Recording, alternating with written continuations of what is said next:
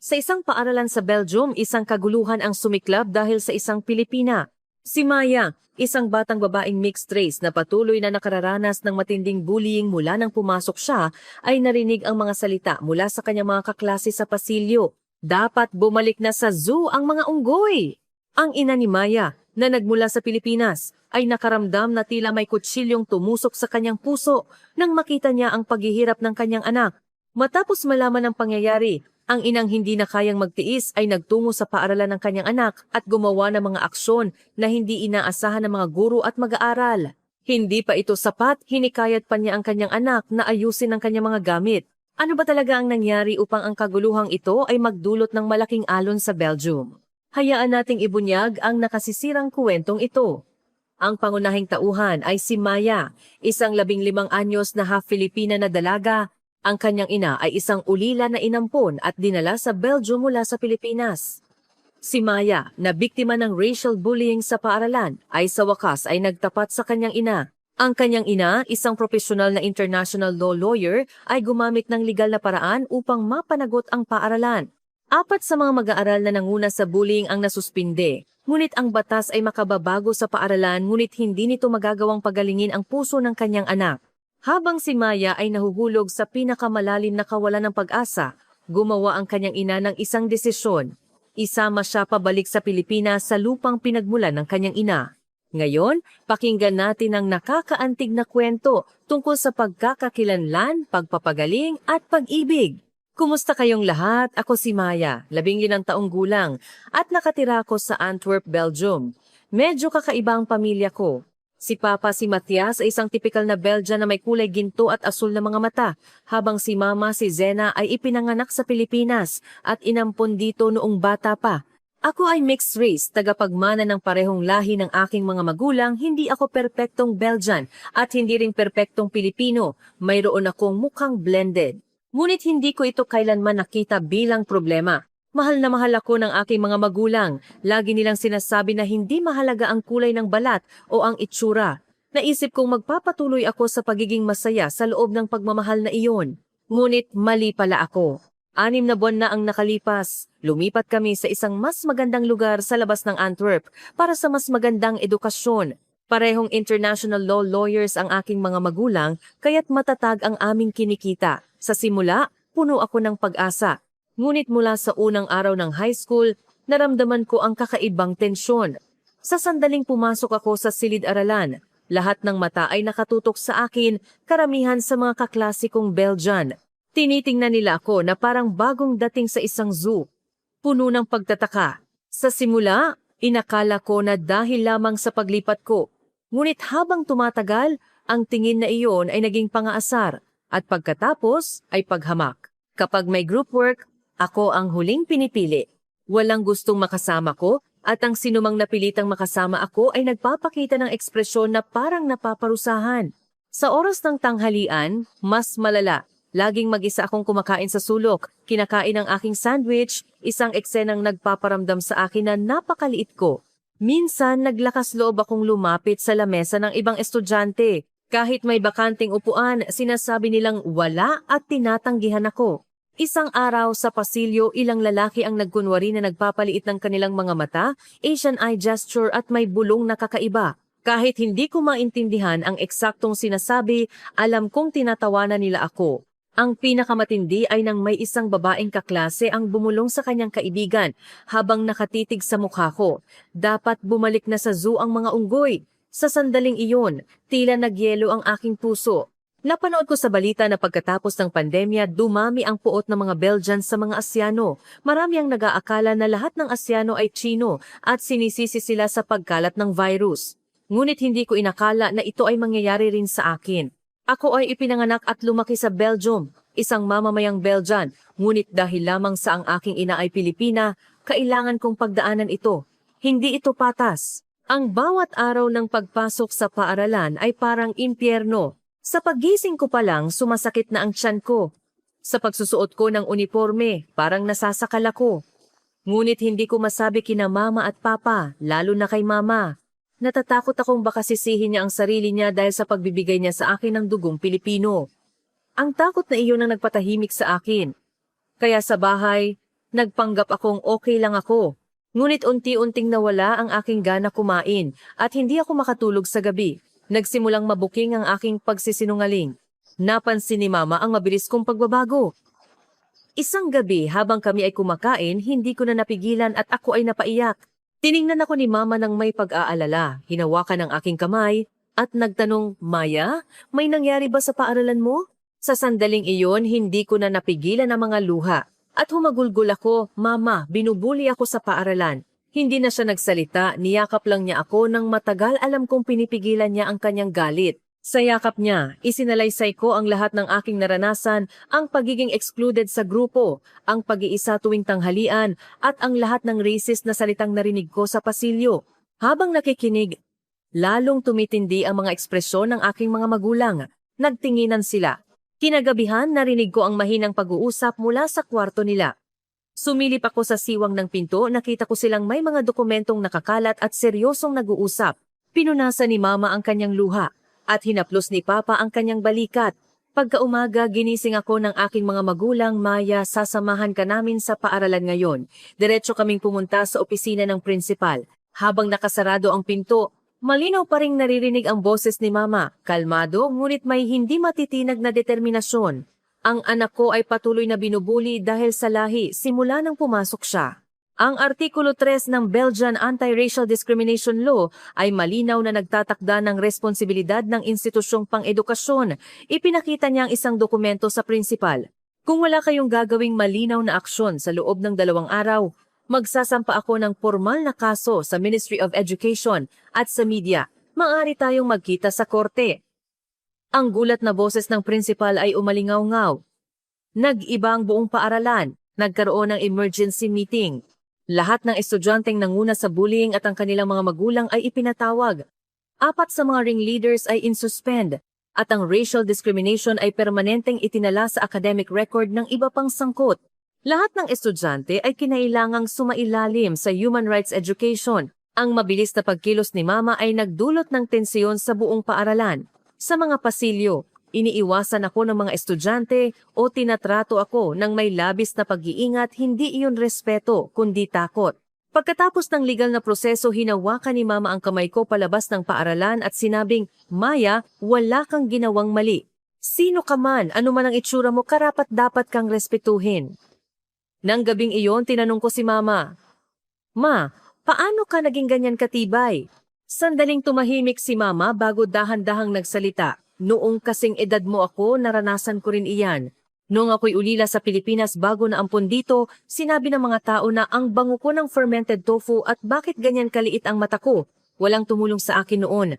Kaya nagdesisyon akong hindi ko hahayaan na maranasan mo iyan mag-isa. Napagtanto ko ang pinagmula ng tatag ni Mama. Ngunit mayroon pa ring bahagi ng puso ko ang nananatiling bakante. Kahit na nalutas ang isyu sa paaralan, ang mga sugat sa aking kalooban ay hindi pa gumagaling.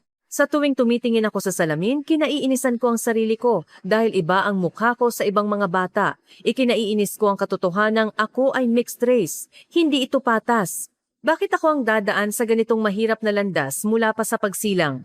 Nagsimula akong ikulong ang sarili ko sa kwarto na wala ang dati kong kasiglahan. Nakita ni Mama ang sarili niya sa aking kalagayan. At napagtanto niyang ang batas ay makapagbabago sa paaralan, ngunit hindi nito magagawang pagalingin ang puso ng kanyang anak.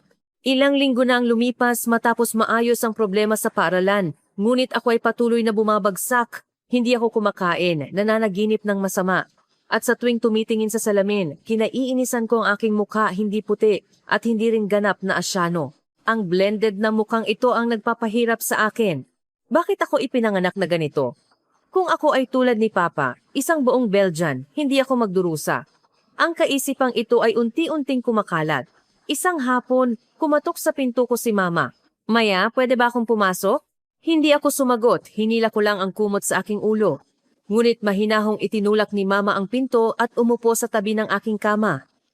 Maya, may kanta akong laging pinakikinggan kapag nahihirapan ako. Gusto mo bang pakinggan? Tumingin ako mula sa ilalim ng kumot.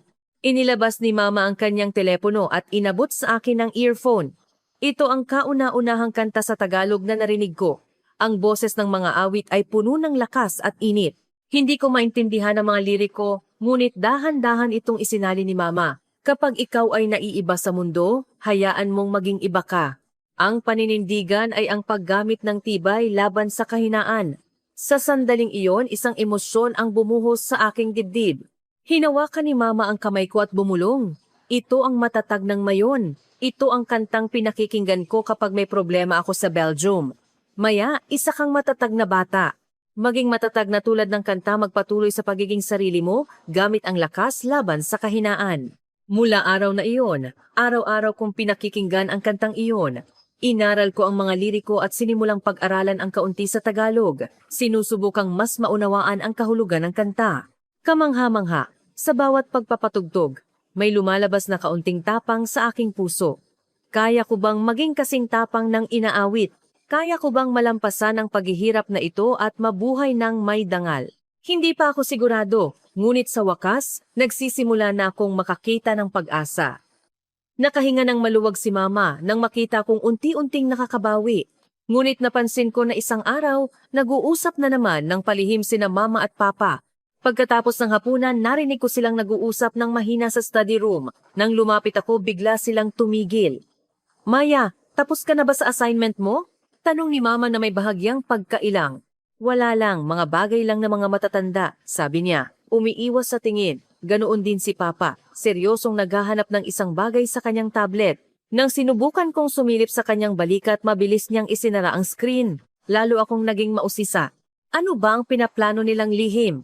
Ilang gabi pagkatapos, habang kami ay naghapunan, nagkatinginan sina Mama at Papa. Kinuha ni Papa ang isang bagay mula sa study room, 30 puting sobre.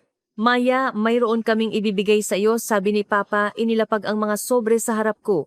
Sa nanginginig na kamay, binuksan ko ang mga ito. Plane tickets round trip mula Brussels patungong Taipei. Narito ang unang malaking pagbabago sa adaptasyon. Taipei ay papalitan ng Maynila. Ano ito? Tanong ko. Hinawakan ni Mama ang kamay ko at malumanay na nagsabi, Maya, samahan mo si Mama na bisitahin ang bansa ng Mama mo. Pumunta tayo sa Pilipinas. Sa sandaling iyon, ang tibok ng aking puso ay bumilis. Maynila ang bansang pinagmulan ng kantang pinakikinggan ko araw-araw, ang lugar kung saan ipinanganak ang aking ina. Si Mama ay inampon, wala siyang kamag-anak doon, wala siyang pamilya. Ngunit ang Pilipinas ang bansang humubog kay Mama. Nais kong makita ni Maya ang bansang iyon at maramdaman kung gaano kahalaga ang lahing Pilipino na namanan niya. Napuno ng luha ang mata ni Mama. Dagdag pa ni Papa, Maya, taglay mo ang kagandahan ng Belgium at Pilipinas. Sana maintindihan mo kung gaano ito ka-espesyal. Hindi ako makapagsalita dahil sa gulat, ngunit may kasabay na kaba at tuwa ang aking nararamdaman. Magiging masaya ba ako sa Pilipinas? Hindi ba nila ako titingnan bilang kakaibang mixed race? Hindi ako marunong magtagalog. Ngunit habang nararamdaman ko ang mainit na kamay ng aking ina, tumango ako. Sige ma, pupunta ako. Ang pag-alis ay makalipas ang ilang linggo. Sa panahong iyon, nagsimula akong mag-research tungkol sa Pilipinas. Nanood ako ng mga vlog tungkol sa mga tanawin ng Maynila. Nag-aaral ng mga simpleng pagbati sa Tagalog. Araw-araw, habang nakikinig sa kanta, isinasalarawan ko ang Pilipinas. Umaasang maibsan nito ang mga sugat sa aking puso. Sa wakas, dumating na ang araw ng pag-alis. Sa paliparan ng Brussels, habang papaalis kami, halos sumabog ang puso ko, isang kakaibang halo ng kaba at pagkasabik. Pagkatapos ng halos 12 oras na paglipad, dumating kami sa Ninoy Aquino International Airport na iya. Namutla ako pagbaba sa eroplano. Napakaganda ng paliparan. Mas stylish, mas classy at mas malinis kaysa sa anumang paliparan na nakita ko. Ngunit may kakaibang Pinoy na vibe. Wow, ang galing! Sabi ni Papa, humanga. Habang kami ay naghahanap ng daan patungo sa baggage claim, medyo naligaw kami.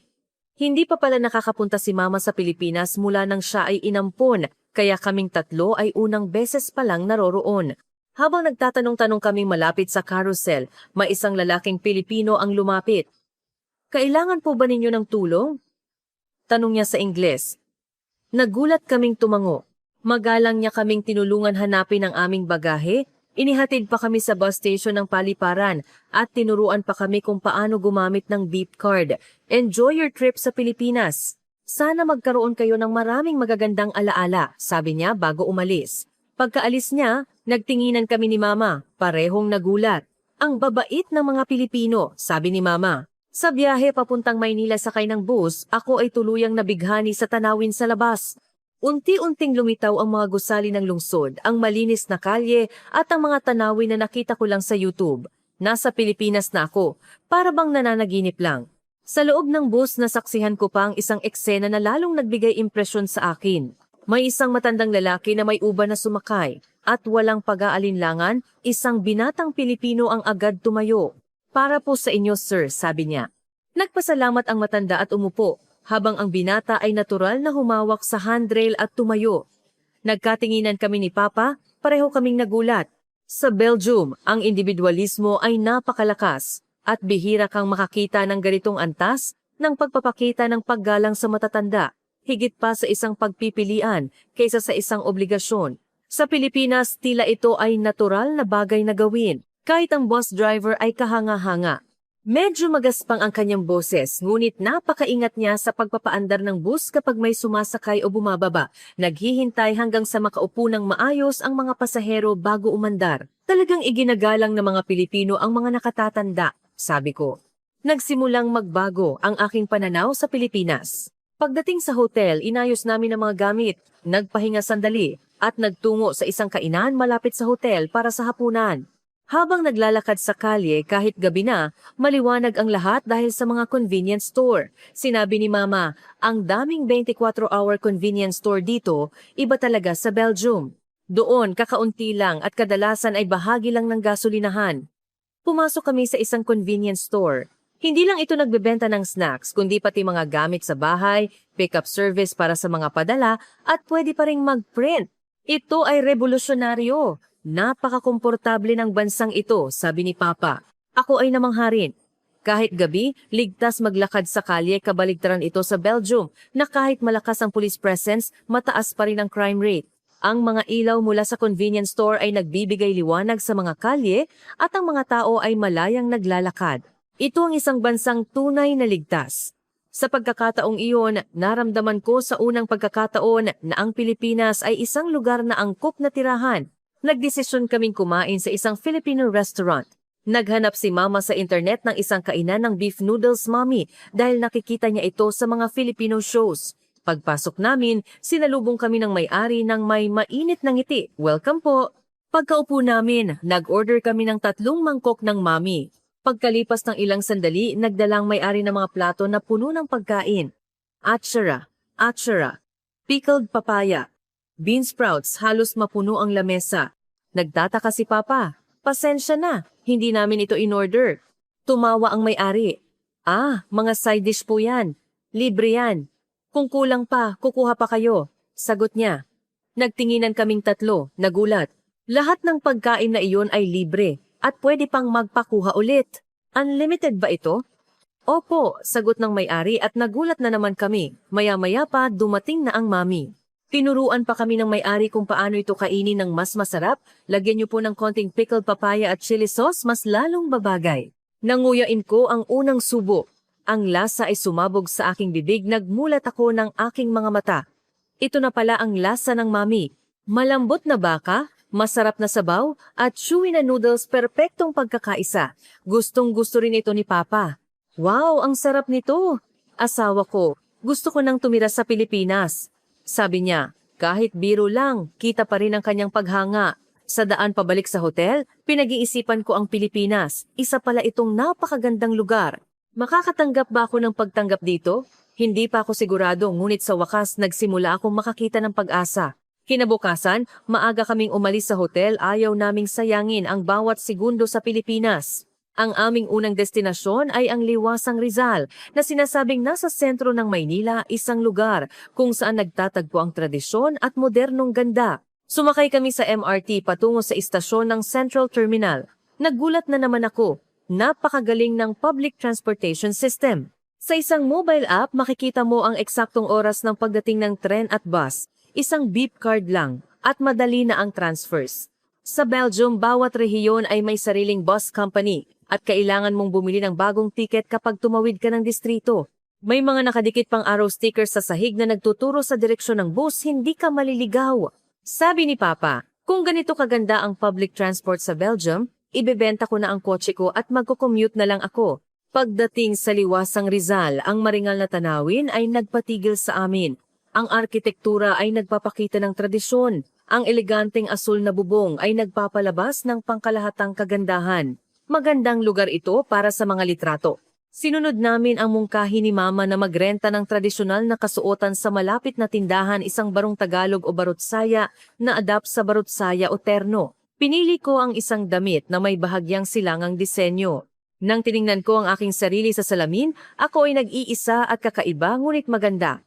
Ang aking mga Easter na katangian ay bumagay sa damit. Namangha rin si Mama. Maya, ang ganda mo. Bagay na bagay sa'yo ang damit na yan. Habang naglalakad sa parke, napansin ko na ang mga kurba ng aking damit ay kahawig ng mga linya ng arkitektura. Ang bilog na laylay ng palda ay parang kurbada ng mga sulok ng pader. Ang malambot na kulay ay umaayon sa mapayapang kapaligiran. Ang mga Pilipino, gumawa na. Nagpapakumbaba kaming nagtanong, pasensya na po, maaari po ba kaming magpatulong kumuha ng litrato? Medyo seryoso ang mukha niya nang tumango. Kinuha ang cellphone ko. Medyo nag-alala ako na baka nagmamadali siya. Ngunit nang simulan niya kaming kunan, nagbago ang lahat. Dito ka pa konti sa kanan, ayos? Ngayon, bahagyang ianggulo ko para mas makita ang gusali sa likod. Para siyang isang profesional na photographer, seryosong kumuha ng litrato, 1, 2, 3. Kumuha siya ng 10 litrato. Kahit sinabi naming sapat na, tila gusto pa niyang kumuha ng mas maganda. Nang maibalik niya ang phone, hindi ako makapaniwala sa ganda ng mga litrato, tunay na kamangha-mangha. Lubos kaming nagpasalamat. Salamat po ng marami. Ang taong naglalakad lang ay parang isang professional photographer. Pagkatapos ng aming pagbisita, oras na para sa hapunan. Dahil sobrang sarap ng mami kahapon, nagdesisyon kaming bumalik sa parehong kainan. Nang buksan namin ang pinto, agad kaming nakilala ng may-ari. Ah, kayo yung mga taga kahapon. Salamat ulit sa pagbisita. Masayang-masaya kaming umupo sa parehong lamesa at umorder muli ng 3 mami. Nang dumating ang mga side dish, nagtungo sa restroom sina Mama at Papa. Mag-isa akong nakaupo, naglalaro sa aking phone habang tinitingnan ang mga litrato namin. Sa katabing lamesa, narinig ko ang malakas na tawanan. Nakita ko ang isang couple na mukhang nasa 20s, mukhang nakainom na dahil sa dami ng baso ng lambanog na nakita ko. Binabaliwala ko sila at patuloy na nakatingin sa aking phone, ngunit may narinig akong nakakabinging salita na may halo ng Tagalog at Ingles. Alam kong ako ang tinutukoy nila at tinatawanan pa nila ako. Sa sandaling iyon, ang mga karanasan ko sa paaralan sa Belgium ay biglang sumulpot na parang flashback. Kahit dito ako sa Pilipinas, kailangan ko pa ring pagdaanan ito? Parang sumikip ang dibdib ko, uminit ang pisngi ko, nanginginig ang aking kamay, at nahihirapan akong huminga. Sa sandaling iyon, biglang sumulpot ang may-ari ng kainan. Tumayo siya sa pagitan ko at ng mag-asawa at mariin niyang sinabi, Sir, Ma'am, bakit po kayo nagsasalita ng ganyang mga hindi magagandang salita sa ibang customer? Pakiusap, umalis na kayo agad. Sumagot ang lalaking Chinese sa lasing na boses. Ano? Ano ang mali sa sinabi namin? Inabala ninyo ang ibang customer at nagpakita kayo ng racial discrimination. Kung hindi kayo aalis, tatawagan ko ang pulis. Narinig ni na Mama at Papa ang gulo at dali silang gumalik. Nang ipaliwanag ko ang sitwasyon, biglang naningas ang mukha ni Mama at nagngalit din si Papa sa mag-asawa. Ang mag-asawang Chinese ay hindi nakaramdam ng pagkakamali. Sa halip ay nagtaas pa sila ng boses. Tumawag ka ng pulis. Gusto naming tumawag ng pulis. Sa sandaling akala namin ay lalala na ang sitwasyon, may nangyaring hindi inaasahan. Lahat ng ibang customer na Pilipino sa kainan, mga lalaking nakasuot ng business suit, mga babaeng estudyanteng nakauniporme, mga ginang na mukhang nasa kalagitnaan ng edad, lahat ay tumayo. Sabay-sabay silang lumapit sa mag-asawa. Bawal ang ganyang salita dito. Bakit ninyo ginagawa ito sa ibang customer? Umalis na kayo. Napapalibutan. Ang mag-asawang Chinese ay sa wakas ay lumabas. Nagwasiwas na mga kubyertos at basag na plato sa kanilang pagmamadali. Ang mga Pilipinong customer ay nagsimulang maglinis ng mga kalat, walang nagrereklamo, tila natural na lang na gawin. Nakita ko ito at naalala ko ang nangyari kahapon. Nang nadapa ako sa zebra crossing habang papabalik sa hotel at natapon ang aking mga gamit sa kalsada, ganito rin ang nangyari. Lahat ng dumadaan mga office worker, estudyante, mga ginang ay tumigil para tulungan akong pulutin ang mga gamit ko bago pa man ako makapagpasalamat. Hindi nagwawalang bahala ang mga Pilipino kapag may nahihirapan, naisip ko. Lumapit ang may-ari sa akin at humingi ng paumanhin. Pasensya na talaga at naabala kayo sa hindi magandang pangyayari sa loob ng aming tindahan. Mahigpit kong hinawakan ang kamay ng may-ari. Thank you so much. Sa sandaling iyon, naramdaman ko na ang lahat ng sakit na dinanas ko sa Belgium ay ginagamot. Kung nangyari iyan sa Belgium, marahil 13% lang ng tao ang tutulong, 13% ang magwawalang bahala at ang iba ay baka nakawan pa ako. Ngunit sa Pilipinas, lahat ay tumulong. Para sa kanila, ang pagtulong ay tila isang default setting na nakatanim sa kanilang katawan. Nang gabing iyon, nakahiga ako sa kama, nakatingin sa kisame. Mayroon akong dugong Pilipino, mga taong kasing init at kasing buti nito. Sa unang pagkakataon, ipinagmalaki ko ang aking pagiging mixed race. Dumating na ang huling araw namin sa Pilipinas. Ang 10 araw na iyon ang pinakamahalaga sa aking buhay. Nag-ikot kami sa Divisoria para mamili at umakyat sa Taipei 101. Dapat palitan ng Manila Sky Tower o iconic na skyscraper sa Maynila para sa adaptation para tingnan ang gabi ng Maynila. Ang mga ilaw ng Maynila na nakalatag sa ilalim namin ay napakaganda. Maya, ang bawat ilaw na yan ay buhay ng tao. Ganyan nila binuo ang kanilang magandang bansa, sabi ni Mama. Tumango ako. Kinabukasan habang papunta sa paliparan, tiningnan ko ang labas ng bintana. Hindi ko maalis ang pagkamis sa Pilipinas. Babalik pa kaya ako? Ang ganda ng bansang ito. Pagkatapos ng check-in, habang papunta sa boarding gate, muli kong isinuot ang aking earphone at pinatugtog ang kanta. Nang marinig ko ang linyang, "Kapag ikaw ay naiiba sa mundo, hayaan mong maging iba ka." Naiintindihan ko na ngayon ang kahulugan nito. Kaya ko nang maglakad ng walang takot sa malawak na mundo dahil taglay ko ang matatag na dugo ng mga Pilipino at ang pagdurusang inani ko sa Belgium ay nagamot sa yakap ng Pilipinas. Mula ngayon, ako ay magiging tulay ng pagmamalaki na nag-uugnay sa dalawang bansa. Nang makarating ako sa Belgium, isa na akong ganap na naiibang tao. Hindi na ako natatakot pumasok sa paaralan. Naglalakad ako sa pasilyo nang may kumpiyansa. Kahit may tumingin ng kakaiba, ako na ang unang babati. Hi! Ako si Maya. May dugo akong Belgian at Pilipino, kaya espesyal ako. Isang linggo pagkatapos, nakatanggap ako ng isang email na hindi ko inaasahan. Ang nagpadala ay isa sa mga estudyanteng pinakamalala noong nang bully sa akin. Ang subject ay tunay na paghingi ng paumanhin. Sa email, nakasulat ang mahabang mensahe. Maya, talagang nagsaliksik ako tungkol sa Pilipinas. Nakita ko sa balita kung gaano kahusay ang mga Pilipino at kung gaano na-develop ang bansa ninyo. Pagkatapos kong makita iyon, napagtanto ko kung gaano kami kawalang galang at kaignorante. Ngayon, alam ko na napakagandang ipagmalaki na may dugong Pilipino ka. Talagang humihingi ako ng tawad sa pagtrato ko sa iyo. Ikahiya ko ang sarili ko, sabi niya. Nag-reply ako, tinatanggap ko ang iyong paghingi ng tawad. Nagkakamali ang tao at natututo. Marami rin akong natutunan sa pagpunta ko sa Pilipinas. Ngayon alam ko na ang pagiging mixed race ay hindi kahinaan, kundi bentahe dahil naiintindihan ko ang dalawang kultura. Sana isang araw makapunta ka rin sa Pilipinas para maintindihan mo kung bakit ako ipinagmamalaki, sulat ko. Pagkatapos kong magpadala ng reply, tiningnan ko ang kalangitan ng Belgium. Maganda rin ito, ngunit ngayon alam ko na ang kalangitan ng Pilipinas ay kasing ganda rin at ako ay tao na kayang tumindig sa ilalim ng parehong kalangitan. Ilang araw pagkatapos, nagtatag ako ng multicultural club sa paaralan. Nag-organisa kami ng isang Taiwan travel booth. Dapat palitan ng Pilipinas travel booth sa pasilyo. Ipinakita namin ang litrato namin na nakasuot ng barot saya sa Liwasang Rizal, ang litrato namin sa kainan ng Mami at ang night view ng Manila Sky Tower. Isang eksibisyon ng mga larawan para sa batang mixed race na nakahanap ng init ng tahanan sa Pilipinas. Maraming estudyante ang dumalo. Humanga sila sa ganda ng Pilipinas. Totoo ba talaga na ganyan kaganda ang Pilipinas? Tanong nila. Opo, talagang napakaganda, sagot ko. Sana isang araw, makita nyo rin, dagdag ko. Nang gabing iyon, pumasok si Mama sa kwarto ko. Maya, mukhang masaya ka, sabi niya. Opo ma, masaya po talaga ako. Ipinagmamalaki kong Pilipina ang mama ko at ipinagmamalaki kong may dugong Pilipino ako, sabi ko.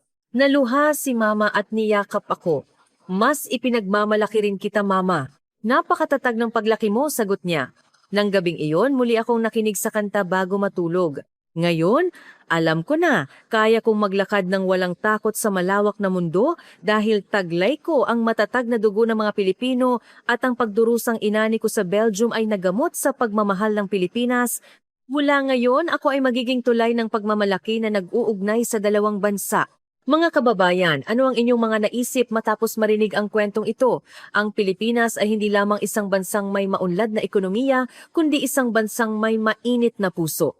Kung susuportahan ninyo kami sa pamamagitan ng subscribe at like, magdadala kami ng mas maraming kawili-wiling kwento.